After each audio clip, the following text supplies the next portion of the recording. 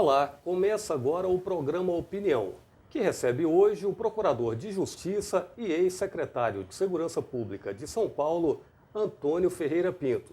Ele ficou conhecido pelo enfrentamento do crime organizado em São Paulo.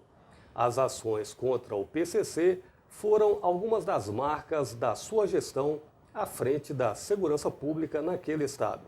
Tudo bem, procurador? Tudo bem, é uma satisfação muito grande estar aqui entre os senhores. Bom, o senhor tem uma atuação que já vem de um tempo na segurança pública. Primeiramente, eu gostaria que o senhor pudesse falar um pouco a respeito do currículo, a experiência que o senhor teve no serviço público. Eu sou promotor de justiça, há 33 anos no Ministério Público. Anteriormente, fui oficial da Polícia Militar por 16 anos. Completei, dessa forma, 49 anos de serviço público. E quando promotor de justiça, fui convidado pelo então governador Luiz Antônio Fleury Filho para criar a Secretaria de Administração Penitenciária após o massacre do Carandiru. Eu atuei com o governo Luiz Antônio Fleury Filho e depois fui convidado para permanecer com o governador Mário Covas. Fiquei um período no governo Mário Covas, voltei para a minha carreira, havia necessidade de eu ser promovido a procurador e daí a necessidade de voltar para a carreira. E depois, quando houve aquela grande rebelião em 2006, que destruíram 76 presídios, dos quais 19 totalmente destruídos, eu fui convidado pelo governador Cláudio Lempo para assumir a Secretaria da Administração Penitenciária. Nós fizemos um trabalho até dezembro e o governador José Serra pediu que eu continuasse. Em 2009, em março de 2009, o governador Serra me convidou para assumir a Secretaria da Segurança Pública. Permaneci até o fim do governo Serra e Alberto Goodman e depois fui convidado pelo governador Geraldo Alckmin para permanecer no cargo, onde eu fiquei até 22 de novembro do ano passado.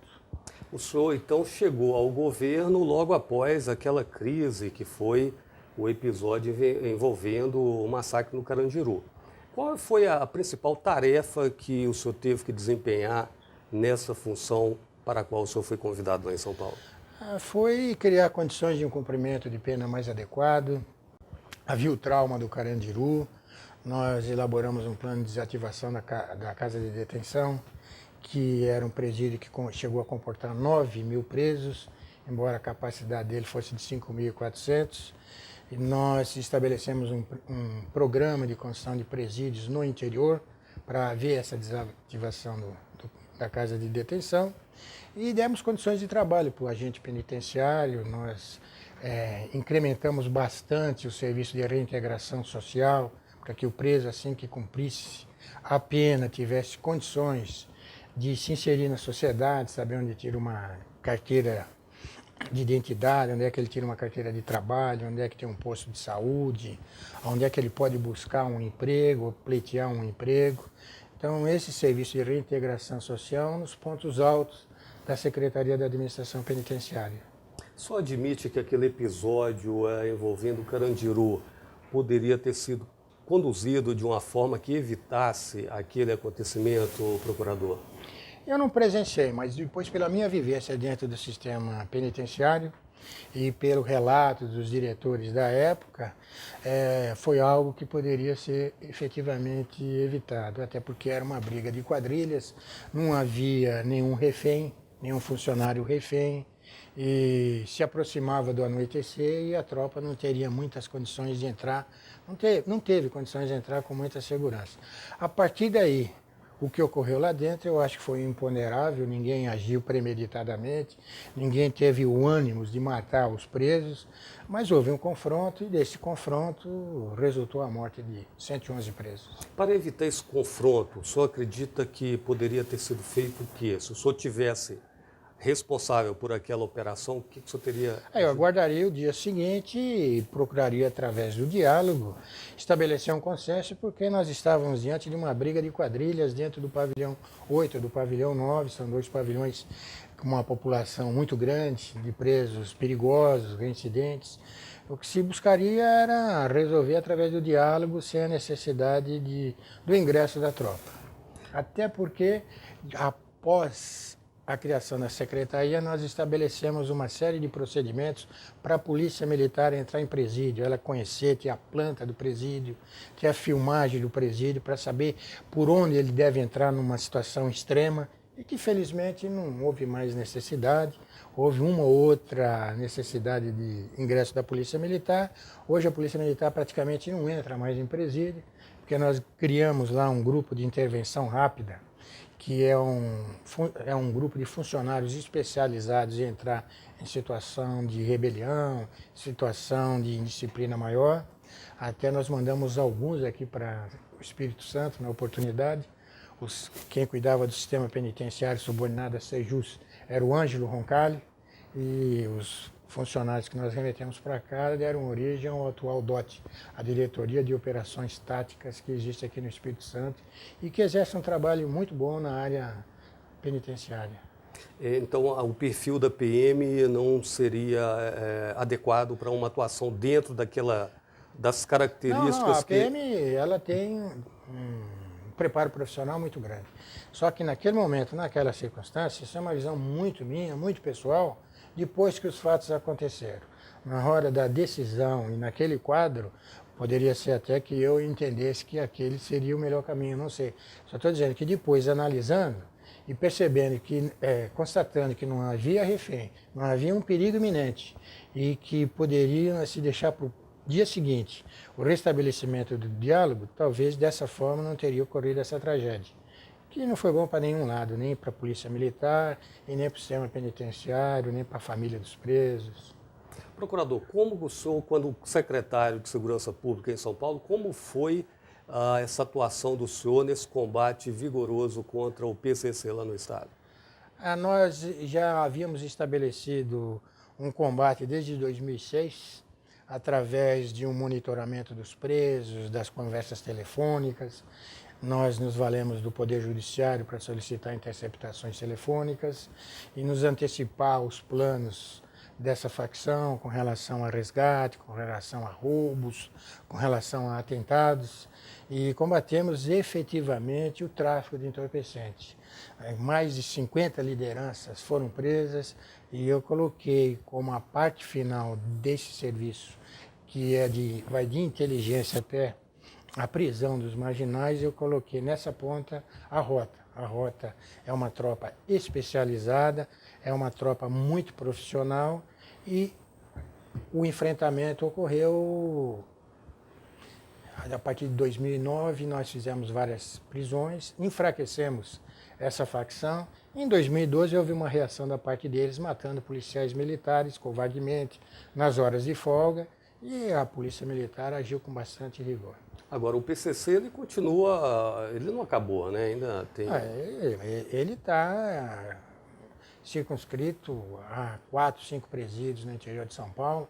A principal liderança, que não passa de 20 a 30 presos, toda ela está concentrada no presídio 2 de Venceslau, penitenciária 2 de Venceslau, de segurança máxima. E nós não temos aí dúvida em afirmar que o Estado tem todo o controle sobre essa facção criminosa. E por que ela não desaparece completamente? Não, mas sempre houve e sempre vai haver grupos dominantes em presídios.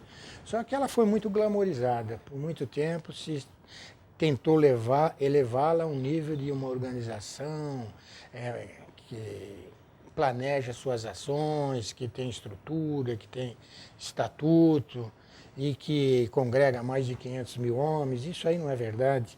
Eles acabam regimentando pessoas na rua, jovens que acabam entrando na vida do crime, a polícia prendia e havia uma rotatividade aqui fora desses rapazes que acabavam incursionando no crime. Mas não que eles atingissem esse número aí, que é absolutamente estratosférico. Então esse crime organizado não tem assim um requinte maior, uma inteligência, não se compara a uma máfia, por exemplo? Não se compara. Agora, quando nós falamos crime organizado, todo mundo leva todos nós, pensamos nessa facção que está dentro de presídio. O crime organizado existe fora do presídio. Existem vários grupos organizados, esse é o crime organizado que atua fora do presídio, que não tem nenhuma conotação com essa facção. mas as pessoas acabam sendo induzidas a concluir que todos os crimes ocorridos aqui fora, através de um planejamento, roubo a banco, roubos com uso de explosivos, tudo isso é por determinação da facção, absolutamente. São grupos bem estruturados que tem aqui fora. O PCC funciona como uma grande franquia. Tudo que alguém faz organizado aqui fora, para intimidar, para colocar medo nas pessoas, nas ações que fazem, nos roubos que fazem, acabam dizendo aqui é PCC, incute medo em todas as pessoas. Mas, na realidade, nós sabemos até onde vai os tentáculos do PCC. Hoje eles estão mais preocupados com o tráfico de entorpecente, que eles acabam tendo lucros mirabolantes, né? Eu posso lhe garantir que hoje eles têm um lucro de 8 milhões de reais por mês no tráfico de entorpecente que vem por parte da Bolívia, do Paraguai. O senhor tem uma grande experiência nessa área aí, o narcotráfico é uma das peças mais importantes. Então, o senhor tem uma visão, além de São Paulo, claro, uma visão estratégica. O Espírito Santo faz parte dessa rota? Ah, sim. Eu acho que... Acho não, eu tenho certeza que esses estados todos fazem parte da rota. O Brasil é um entreposto do tráfico internacional de entorpecentes. Isso eu não tenho dúvida, através de vários estados. Agora, cada estado deve ter a sua expertise, o seu planejamento para coibir. Não adianta apenas dizer que o estado planta soja, planta arroz, planta algodão, planta café e não planta cocaína e não planta maconha. Efetivamente não planta a folha de coca nem a maconha. Mas isso aí é uma obrigação do governo federal com relação à fronteira seca, que é muito extensa. Mas a partir do momento que a droga entra, nós devemos combater sem querer transferir a responsabilidade para outros setores. Eu acho que a responsabilidade no combate ao tráfico é concorrente. É da União e são dos estados. Quais as principais drogas que entram no Brasil? É a cocaína, o êxtase? A principal droga, sem dúvida alguma, é a cocaína. Ela entra em pasta, depois ela é refinada aqui. E vem de onde esse pó? Essa cocaína normalmente ela vem da Bolívia e da Colômbia, para você ter uma ideia. As fontes já conhecidas, né? As fontes já são conhecidas, a facilidade. O que falta, procurador, falta uma integração entre os governos? Falta mais estrutura no governo federal. Vejo dessa forma, no sentido de ter um policiamento, de ter uma fiscalização maior da fronteira. Eu entendo que é um desafio muito grande, a fronteira seca, o Brasil é um país continental. Mas antes, quando se aprendia 2, 3 quilos de cocaína, eu como promotor achava que era um sucesso muito grande, que era uma performance. Hoje nós aprendemos com facilidade 150, 180 quilos de pasta de cocaína. Você veja bem, a pasta, depois de refinada, ela aumenta em 5 vezes. Porque a impressão que se tem é que esse combate que é feito no varejo, a gente vê aí todos os dias no noticiário policial, né? Morte, tiro, prisões de pessoas ali ligadas ao tráfico, ao mundo das drogas. Né? No varejo. Mas os grandes dificilmente se vê, né, a notícia de que algum barão realmente do tráfico foi preso, né? A fonte continua jorrando apesar desse esforço. Então dá a impressão de que está enxugando gelo, não é uma luta em glória. Como é que o senhor vê isso? Não, é uma luta constante. Você tem razão quando faz essa análise de que se aprende grandes quantidades de entorpecente e não se aprende nenhum traficante de médio porte. Um traficante não é nem de grande. Nem de grande porte, né? A polícia acaba abordando pelas escutas telefônicas, acaba abordando aquele que transporta a droga. Aquele é apenas um intermediário. Mas os grandes traficantes, eu não tenho notícia de um grande traficante no estado de São Paulo, notório traficante, que esteja preso. Não por ineficiência da polícia, é que o crime é bem organizado. Esse crime bem organizado é aqui fora, não é o PCC, aqueles presos que estão recolhidos em Presidente Venceslau. É um crime organizado aqui fora, muito mais poderoso e que, de uma forma muito tranquila, muito prática, muito cômoda, se diz que são os presos que coordenam todo o crime de São Paulo. Pode coordenar uma parte, mas longe de coordenar a maior parte deles. Procurador, nós vamos dar sequência a esse assunto, vai ficar para o próximo bloco, esse primeiro bloco chegamos ao final. Você que nos assiste, não saia daí, já já a gente volta.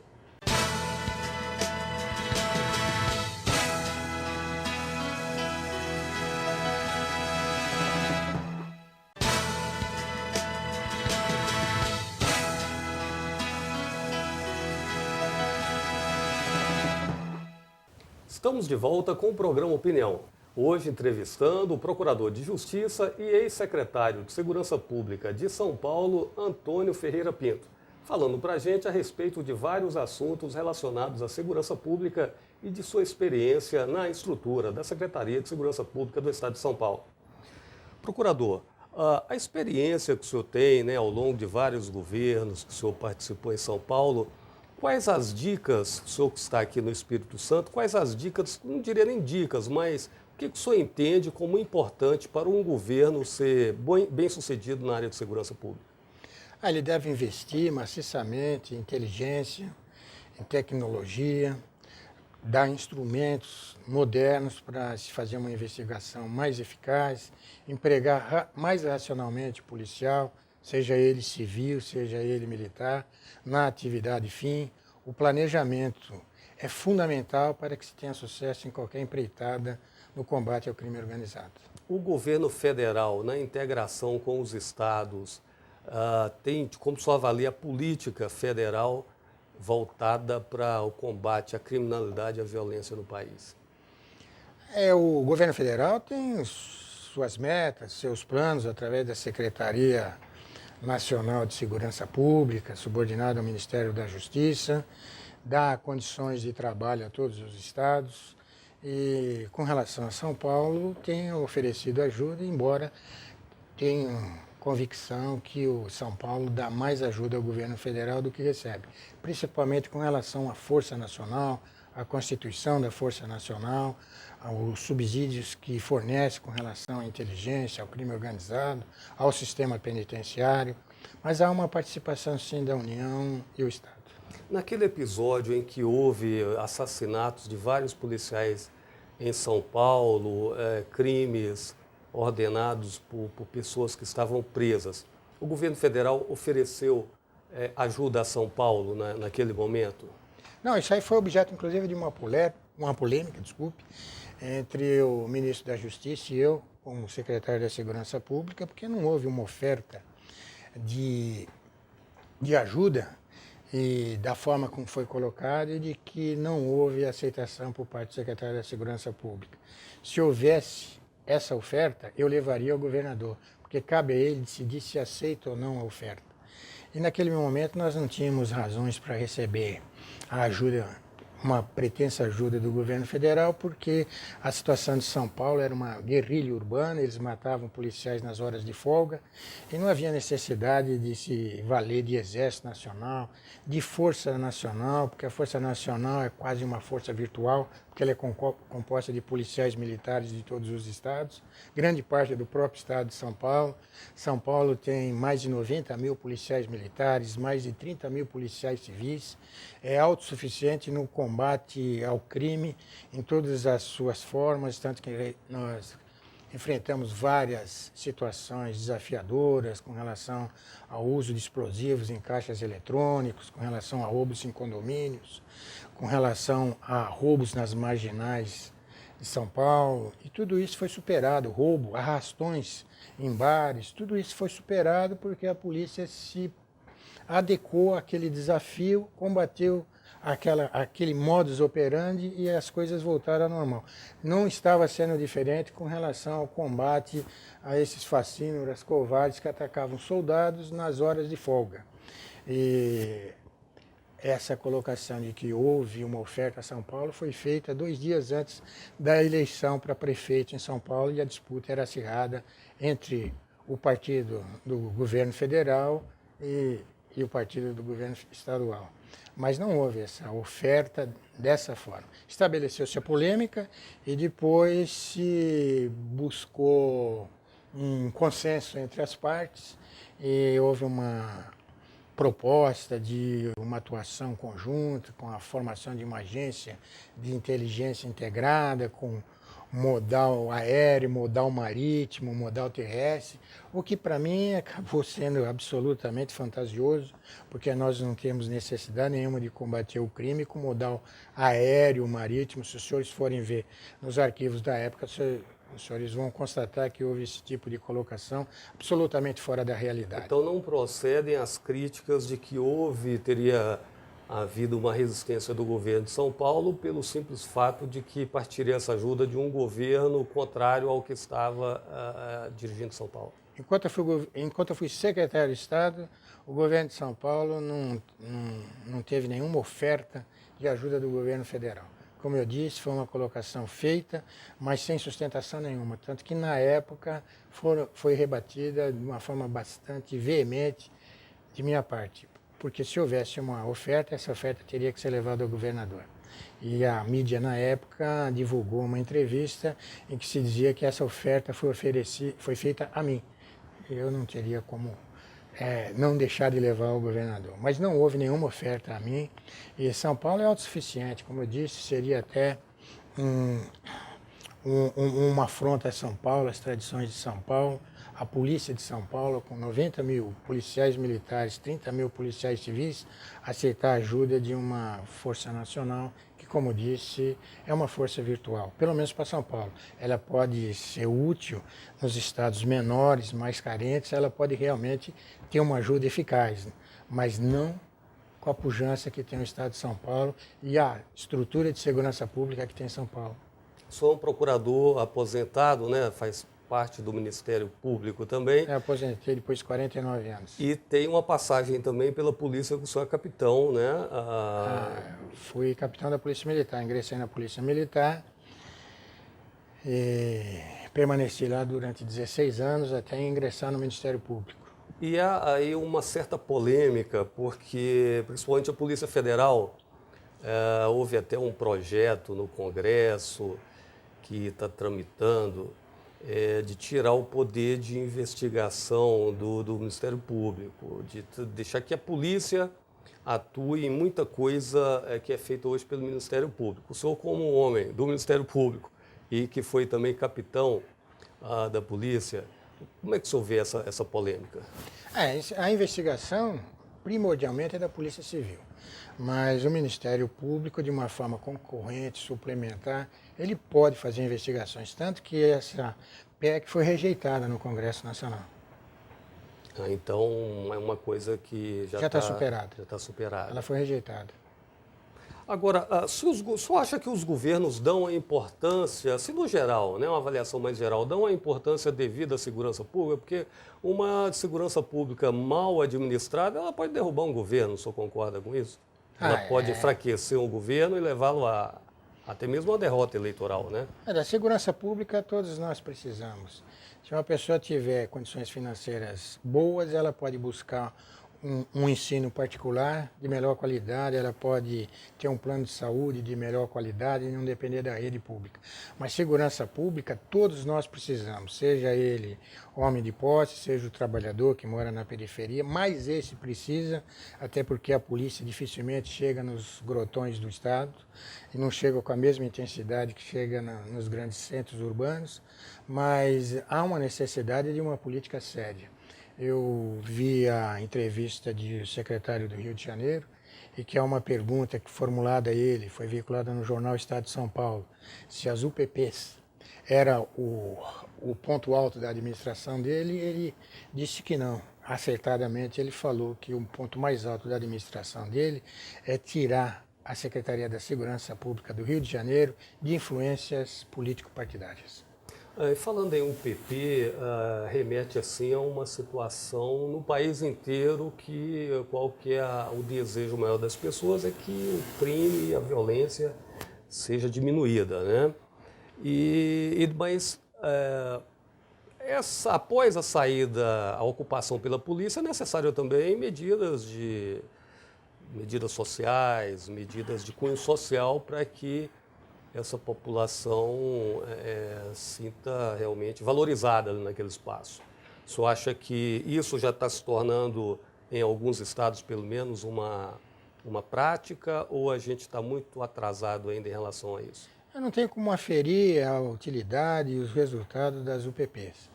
Eu só posso dizer que no meu estado a polícia entra em qualquer local e não há área a ser pacificada. Em São Paulo não há necessidade de pacificação de nenhuma área, de nenhum reduto criminoso, porque a polícia entra em todos os locais em São Paulo. E a polícia de São Paulo é uma polícia comunitária que se identifica com a comunidade e não basta ocupação. Mas eu acho que o Estado do Rio de Janeiro caminha para isso, para colocar equipamentos urbanos, escolas, postos de saúde, dar condições de infraestrutura para que o crime realmente não proteja aquela comunidade mais carente e não substitua o Estado nessas ações sociais. Bom, procurador, em todos os grupos sociais, em todas as profissões, tem os bons profissionais e aqueles profissionais que às vezes dão um mau exemplo. Nunca a gente sabe que a polícia tem bons profissionais e tem aqueles que às vezes têm uma conduta reprovável. Isso no país inteiro, né? No caso de São Paulo, como que o senhor, qual foi a atuação do senhor no sentido de, ao lidar com alguma denúncia de corrupção dentro da polícia, algum desvio? Como que o senhor atuou para tentar disciplinar nesse aspecto? Eu reformulei a estrutura da Secretaria da Segurança Pública, trouxe a Corregedoria da Polícia Civil para o meu gabinete, porque eu via muitas entrevistas que se questionava ao secretário, ao titular da pasta, mas o senhor sabia desse escândalo? O que o senhor fez? Eu remeti a Corregedoria para apurar. E as coisas vinham à tona através da imprensa. E eu entendi que o secretário ele é um corresponsável por tudo que acontece ou deixa de acontecer na secretaria. Então, através de um decreto, o governador Serra entendeu que era uma medida útil à sociedade e nós colocamos a Corregedoria da Polícia Civil no meu gabinete, no gabinete do secretário. Então não se troca um policial, ele nunca vai sofrer represália, ele tem independência para atuar junto a seus pares, porque só trabalha na corregedoria depois que tem o aval do secretário, seja ele delegado, escrivão, investigador. O mesmo não se pode fazer para a polícia militar, porque a polícia militar ela não tem uma corregedoria. Isso é um nome fantasia. Mas o senhor enfrentou esse tipo de problema? Eu enfrentei, eu achei que foi uma das medidas muito importantes. Nós fizemos uma profilaxia dentro dos quadros policiais. Houve nós valorizamos muitas demissões, centenas de demissões, e isso causou um impacto positivo, inclusive entre os policiais civis, porque a grande maioria é honesta, é dedicada e viu que há um tratamento diferenciado entre aquele que é um mau policial e aquele que cumpre com as suas obrigações. Então eles não estavam sendo nivelados por baixo, aquele que é um bom policial sentiu que vale a pena a honestidade, o trabalho, a dedicação, e o mau policial foi afastado das suas funções. Foram várias as demissões de todos os cargos, escrivães, investigadores, delegados de polícia. E nós fizemos, e depois esse número foi decrescendo ano a ano, o que demonstra que realmente a depuração estava sendo feita. E hoje nós estamos com uma situação muito tranquila, a Polícia Civil é muito operante no estado de São Paulo. Bom, nós estamos chegando ao final, mas antes eu queria uma opinião do senhor a respeito dessa coisa agora que a gente está vendo no Brasil de as pessoas, o próprio cidadão, pegando supostos bandidos, infratores e amarrando em poste, tipo justiça com as próprias mãos. A opinião do senhor sobre isso? Isso aí revela apenas a angústia do cidadão pelo alto grau de insegurança que ele vem sofrendo e ele acaba chegando nesses limites de amarrar, de fustigar um indivíduo, praticamente substituindo a polícia. Eu vejo isso com muita preocupação. É um descrédito até que parte da população tem com relação a uma ação preventiva, repressiva dos órgãos do Estado. Ok, procurador, quero agradecer muito a participação do senhor aqui no programa Opinião. Eu que agradeço. Espero entrevistá-lo em outras oportunidades. Ok, muito obrigado aí pela atenção e pelo espaço que me foi dado. Esta foi a entrevista com o Procurador de Justiça e ex-secretário de Segurança Pública de São Paulo, Antônio Ferreira Pinto. A você que nos acompanhou, obrigado pela audiência e até uma próxima oportunidade.